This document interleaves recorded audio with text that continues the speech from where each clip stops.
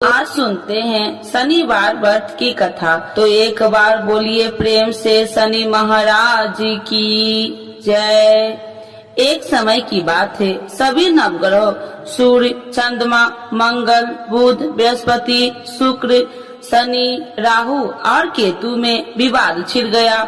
विवाद का कारण था कि इनमें से सबसे बड़ा कौन है। कोई निर्णय न होने पर सभी देवराज इंद्र के पास निर्णय कराने पहुँचे। इंद्र किसी एक का पक्ष नहीं ले सकते थे, इसीलिए उन्होंने निर्णय देने में अपनी असमर्थता जताई। परंतु उन्होंने उन सबको पृथ्वी पर राजा विक्रमादित्य के पास जाने की सलाह दी, क्योंकि राजा विक्रमादित्य अति न्यायप्रिय थे। इंद्र ने कहा कि वे ही इसका निर्णय कर सकते हैं। इंद्र की सलाह से सभी ग्रह एक साथ राजा विक्रमादित्य के पास पहुँचे और अपने आने का कारण बताया।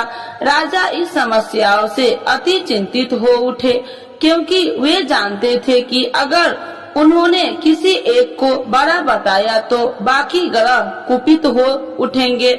तब राजा को एक उपाय सूझा। उन्होंने सुवर्ण, रजत, कश्य, पीपल, सीसा, रंगा, जाष्टा, अभर्ग और लोहे से 9 सिंहासन बनवाए और उन्हें इसी क्रम से रख दिया।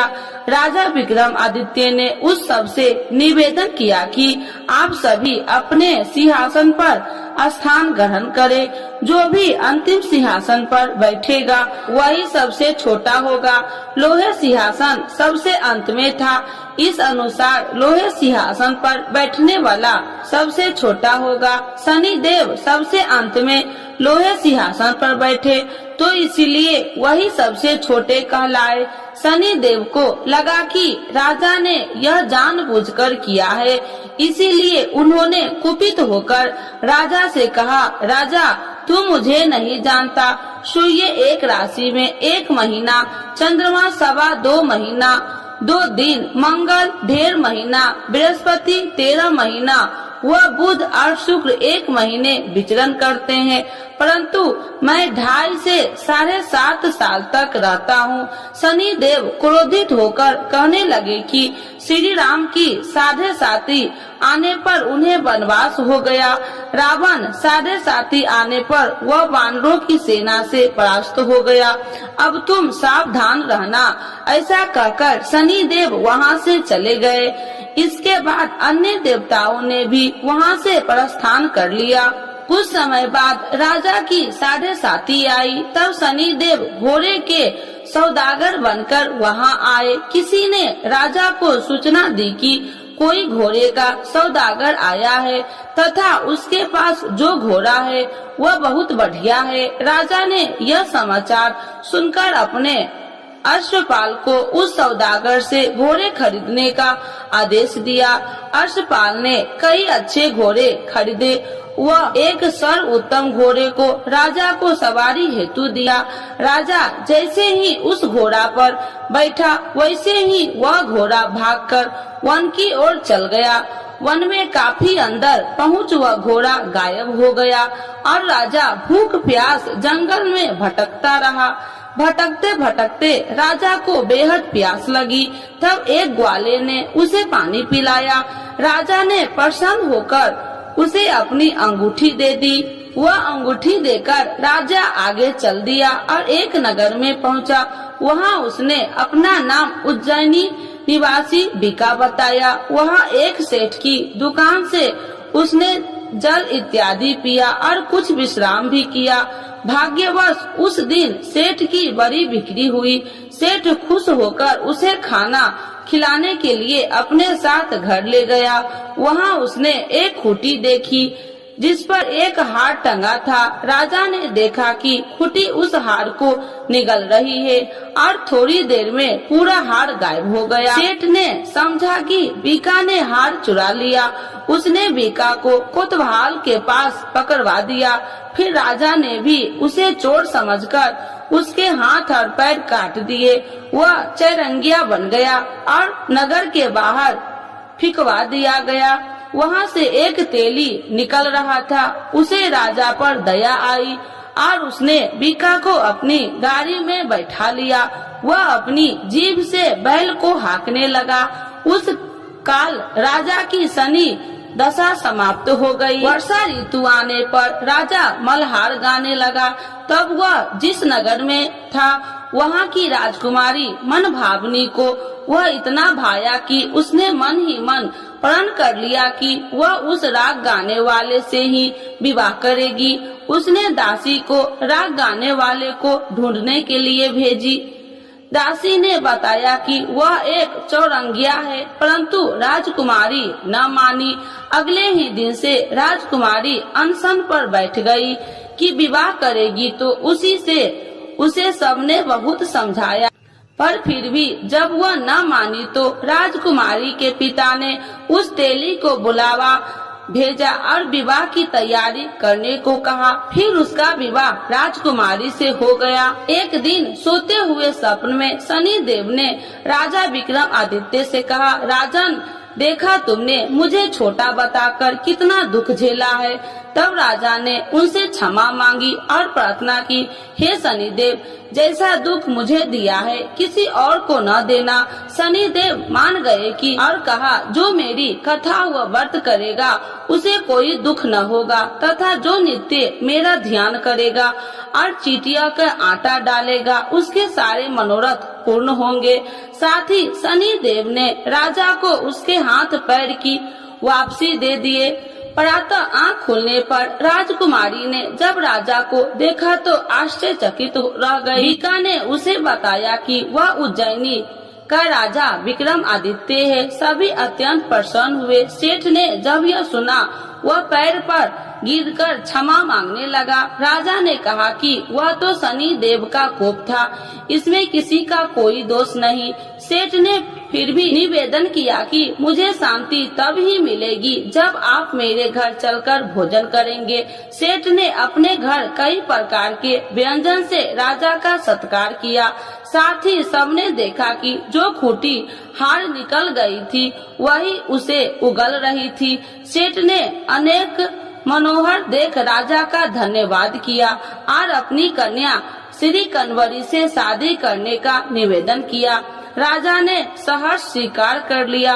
कुछ समय पश्चात राजा अपनी दोनों रानियां मन भावनी और श्री कन्वरी को उज्जैनी नगरी के लिए निकल पड़े। वहां नगर वासियों ने सीमा पर ही उनका स्वागत किया। सारे नगर में दीपमाला हुई, सबने खुशी मनाई। राजा ने घोषणा किया कि मैंने शनि देव को सबसे छोटा बताया था, जबकि असल में वही सर्वोपरि है। तब से सारे राज्य में शनि देव की पूजा और कथा नियमित रूप से होने लगी। सारी प्रजा ने बहुत समय खुशी और आनंद के साथ बिताया। जो कोई शनि देव की इस कथा को सुनता है या पढ़ता है उसके सारे दुख दूर हो जाता है। तो एक बार बोलिए प्रेम से शनि महाराज की जय। आरती श्री शनि देव की जय। जय श्री शनि देव भक्तन हितकारी, सूरज के पुत्र प्रभु छाया महतारी। जय जय श्री शनि देव भक्तन हितकारी, सूरज के पुत्र प्रभु छाया महतारी। श्याम अंग वक्र दृष्टि चतुर्भुजाधारी, श्याम अंग वक्र दृष्टि चतुर्भुजाधारी। नीलांबर धार नाथ गज की असवारी, नीलांबर धार नाथ गज की असवारी। जय जय श्री शनि देव भक्तन हितकारी, सूरज के पुत्र प्रभु छाया महतारी। क्रीट मुकुट शीश सहज दीपत है लीलारी, क्रीट मुकुट शीश सहज दीपत है लीलारी। मुक्तन की माल गले शोभित बलिहारी, मुक्तन की माल गले शोभित बलिहारी। जय जय श्री शनि देव भक्तन हितकारी, सूरज के पुत्र प्रभु छाया महतारी। मोदक और मिष्ठान चढ़त पान सुपारी, मोदक और मिष्ठान चढ़े, चढ़ती पान सुपारी, लोहा तिल तेल उड़द महर्षि है अति प्यारी, लोहा तिल तेल उड़द महर्षि है अति प्यारी। जय जय श्री शनि देव भक्तन हितकारी, सूरज के पुत्र प्रभु छाया महतारी। देव दनुज ऋषि मुनि सुमरत नर नारी, देव दनुज ऋषि मुनि सुमरत नर नारी, विश्वनाथ धरत ध्यान हम है शरण तुम्हारी, विश्वनाथ धरत ध्यान हम है शरण तुम्हारी। जय जय श्री शनि देव भक्तन हितकारी, सूरज के पुत्र प्रभु छाया महतारी। एक बार बोलिए प्रेम से शनि देवता की जय, छाया माता की जय, सूर्य भगवान की जय। शनिवार के दिन जरूर सुने हनुमान जी की कथा। तो एक बार बोलिए प्रेम से हनुमान जी की जय। एक बार नैमी सरनाय तीर्थ में 80,000 मुनि एकत्र होकर पुराणों के ज्ञाता श्री सूत जी से पूछने लगे, हे महामुने, आपने हमें अनेक पुराणों की कथाएं सुनाई है, अब कृपा करके हमें ऐसा व्रत और कथा बतलाए जिसके करने से संतान की प्राप्ति हो तथा मनुष्य को रोग शोक अग्नि सर्व दुखों आदि का भय दूर हो, क्योंकि कलयुग में सभी जीवों की आयु बहुत कम है। फिर इस पर उन्हें रोग चिंता के कष्ट लगे रहते तो फिर वही श्री हरि के चरणों में अपना ध्यान कैसे लगा सकेंगे। श्री सूत जी बोले, हे मुनियों, आपने लोक कल्याण के लिए बहुत ही उत्तम बात पूछी है। एक बार युधिष्ठिर ने भगवान श्री कृष्ण से लोक कल्याण के लिए यही प्रश्न किया था। भगवान श्री कृष्ण और युधिष्ठिर का संवाद तुम्हारे सामने कहता हूँ, ध्यान देकर सुनो। एक समय पांडवों की सभा में श्री कृष्ण जी बैठे हुए थे।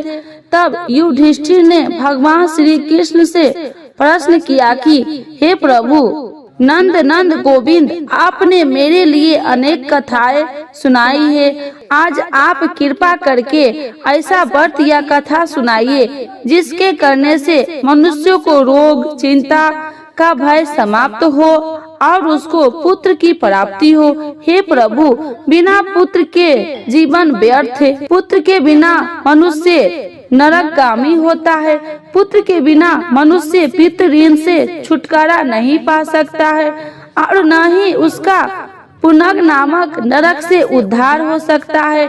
अतः पुत्रदायक व्रत बतलाइए। श्री कृष्ण भगवान बोले, हे राजन, मैं एक प्राचीन इतिहास सुनाता हूँ, आप उसे ध्यान पूर्वक सुनो। कुंडलपुर नामक एक नगर था, उसमें नंदा नामक एक ब्राह्मण रहता था। भगवान की कृपा से उसके पास सब कुछ था, फिर भी वह दुखी था। इसका कारण था कि ब्राह्मण की स्त्री सुनदा के कोई संतान न थी। सुनदा पतिव्रता थी, भक्ति पूर्वक श्री हनुमान जी की आराधना करती थी। मंगलवार के दिन व्रत करने के अंत में भोजन बना कर हनुमान जी को भोग लगाने के बाद स्वयं भोजन करती थी।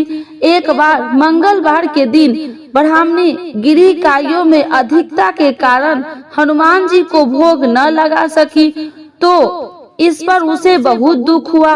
उसने कुछ भी नहीं खाया और अपने मन में प्रण किया कि अब तो अगले मंगलवार को ही हनुमान जी का भोग लगाकर अन्न जल ग्रहण करूंगी।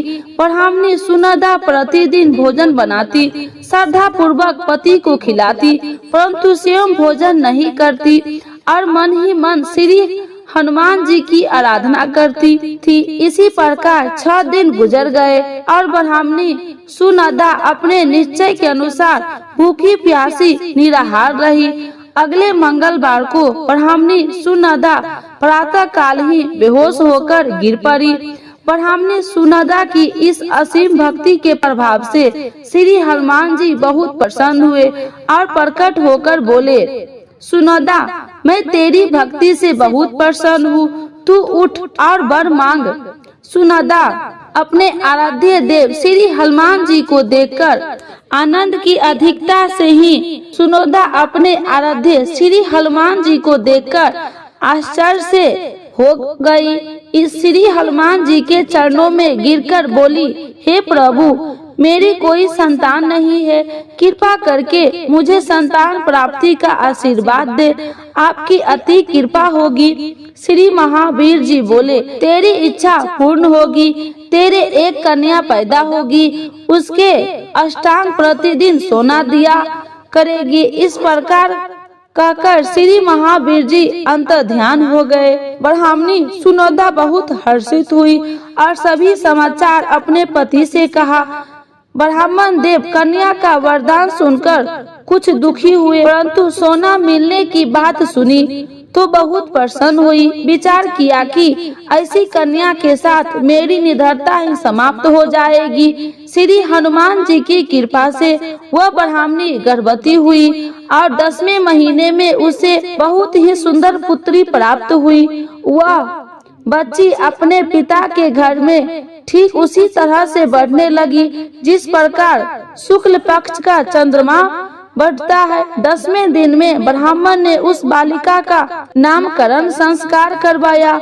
उसके कुल पुरोहित ने उसका बालिका का नाम रत्नावली रखा, क्योंकि वह कन्या सोना प्रदान किया करती थी। इस कन्या ने पूर्व जन्म के बड़े ही विधान से मंगल देव का व्रत किया था। रत्नावली का अष्टांग बहुत सा सोना देता था। उस सोने से नंदा ब्राह्मण बहुत ही धनवान हो गया। अब ब्राह्मणी भी बहुत अभिमान करने लगी थी। समय बीतता रहा। वो अब रत्नावली 10 वर्ष की हो चुकी थी। एक दिन जब नंदा ब्राह्मण प्रसन्न चित्त था, तब सुनोदा ने अपने पति से कहा, मेरी पुत्री रत्नावली विवाह के योग्य हो गई है, अतः आप कोई सुंदर तथा योग्य वर देकर इसका विवाह करा दे। यह सुन ब्राह्मण बोले, अभी तो रत्नावली बहुत छोटी है। तब ब्राह्मणी बोली, शास्त्रों की ज्ञाता है कि कन्या 8वें वर्ष में गौरी, 9वें वर्ष में रोहिणी, 10वें वर्ष में कन्या इसके पश्चात रजस्वला हो जाती है। गौरी दान से पाताल लोक की प्राप्ति होती है, रोहिणी दान से वैकुंठ लोक की प्राप्ति होती है, कन्या के दान से इंद्र लोक में सुख की प्राप्ति होती है। अगर हे पतिदेव रजस्वला का दान किया जाता है तो घोर नरक की प्राप्ति होती है। इस पर ब्राह्मण बोले, अभी तो रत्नावली मात्र 10 ही वर्ष की है और मैंने तो 16-16 साल की कन्याओं को विवाह कराए हैं, अभी जल्दी क्या है। तब ब्राह्मणी सुनोदा बोली, आपको तो लोभ अधिक हो गया है। शास्त्रों में कहा गया है कि माता पिता और बड़ा भाई रजस्वला कन्या को देखते हैं तो वह अव्यासी नरकगामी होते हैं। तब ब्राह्मण बोला, अच्छी बात है, कल मैं अव्यासी ही योग्य वर की तलाश में अपना दूत भेजूंगा। दूसरे दिन ब्राह्मण ने अपने दूत को बुलाया और यज्ञ आदि की, जैसी सुंदर मेरी कन्या है वैसे ही सुंदर वर उसके लिए तलाश करो। दूत ने अपने स्वामी की आज्ञा पाकर निकल पड़ा। परंपराई नगर में उसने एक सुंदर लड़के को देखा। यह बालक एक ब्राह्मण परिवार का बहुत ही गुणवान पुत्र था। इसका नाम रामेश्वर था। दूत ने इस सुंदर व गुणवान ब्राह्मण पुत्र के बारे में अपने स्वामी को पूर्ण विवरण किया। ब्राह्मण नंदा को भी रामेश्वर अच्छा लगा और फिर शुभ मुहूर्त में विधि पूर्वक कन्या का ध्यान देकर ब्राह्मणी संतुष्ट हुए, परंतु ब्राह्मण के मन में तो लोभ समाया हुआ था। उसने कन्या दान तो कर दिया था, वह बहुत खित्र भी किया था। उसने विचार किया कि रत्नावली तो अब चली जाएगी और मुझे इससे जो सोना मिलता था वह अब मिलेगा नहीं। मेरे पास जो धन था कुछ तो इसके विवाह में खर्च हो गया और जो शेष बचा है वो भी कुछ दिनों के पश्चात समाप्त हो जाएगा। मैंने तो इसका विवाह करने बहुत बड़ी भूल कर दी है। अब कोई ऐसा उपाय ही रत्नावली मेरे घर में ही बनी रहे, अपनी ससुराल न जावे। लोभ रूपी राक्षस ब्राह्मण ने मस्तिष्क पर छता जा रहा था। रात भर अपनी सैया पर बेचैनी से करवटें बदलते बदलते उसने एक बहुत ही क्रूर निर्णय किया। उसने विचार किया कि जब रत्नावली को लेकर उसका पति रामेश्वर अपने घर के लिए जाएगा तो वह मार्ग में ही छिपकर रामेश्वर का वध कर देगा और अपनी लड़की को अपने घर लावेगा, जिससे नियमित रूप से उसे सोना भी मिलता रहेगा और समाज का कोई मनुष्य उसे दोष भी नहीं दे सकेगा। प्रातः काल हुआ। नंदा और सुनंदा ने अपनी जमाई तथा लड़की को बहुत सारा धन देकर विदा किया। रामेश्वर अपनी पत्नी रत्नावली को लेकर ससुराल अपने घर की तरफ चल दिया। ब्राह्मण नंदा महालोभी के वशीभूत में हो अपनी मति खो चुका था। पापी पुण्य को उसे विचार न रहा था। अपने भयानक व क्रूर निर्णय से कार्य रूप देने के लिए अपने दूत को मार्ग में अपने जमाई का वध करने के लिए भेज दिया, ताकि रत्नावली से प्राप्त होने वाला सोना उसे हमेशा मिलता रहे और वो कभी निर्दय न हो। ब्राह्मण ने दूत ने अपने स्वामी की आज्ञा का पालन करते हुए उसने जमाई रामेश्वर का मार्ग में ही वध कर दिया। समाचार प्राप्त कर ब्राह्मण नंदा मार्ग में पहुंचा तो रुद्र करती हुई अपनी पुत्री रत्नावली से बोली, हे पुत्री, मार्ग में लुटेरे ने तेरे पति का वध कर दिया। भगवान की इच्छा के आगे किसी का कोई वश नहीं चलता है। अब तू घर चल, वहाँ पर ही रहना, शेष जीवन व्यतीत करना। जो भाग्य में लिखा है वही होगा।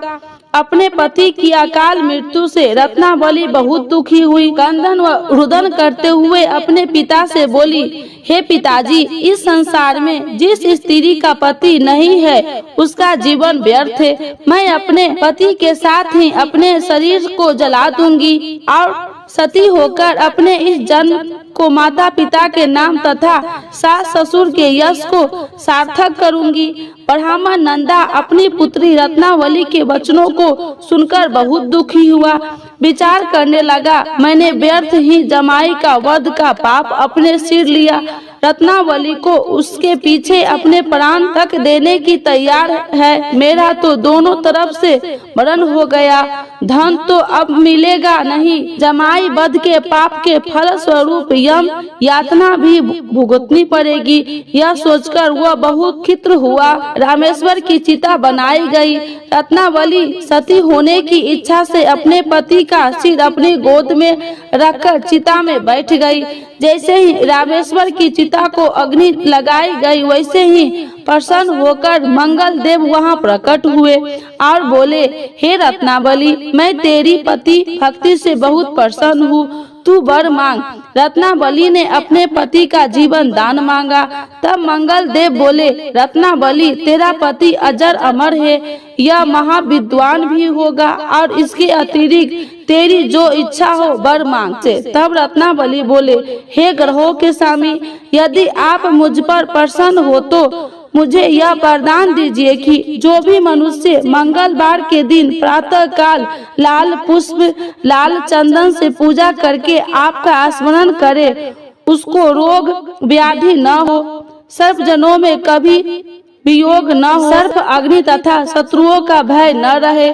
जो स्त्री मंगलवार का व्रत करे वह कभी विधवा न हो। मंगल देवता तथा अस्तु कहकर अंतर ध्यान हो गए। रामेश्वर मंगल देव की कृपा से जीवित हो उठा। रत्नावली अपने पति को पुनः प्राप्त कर बहुत प्रसन्न हुई और मंगल देव का व्रत करके मंगलवार को करने व्रतराज और मंगल देव की कृपा से इस लोक में सुख यशवर को भोगते हुए अंत में अपने पति के साथ स्वर्ग लोक गई। बोलिए हनुमान जी की जय।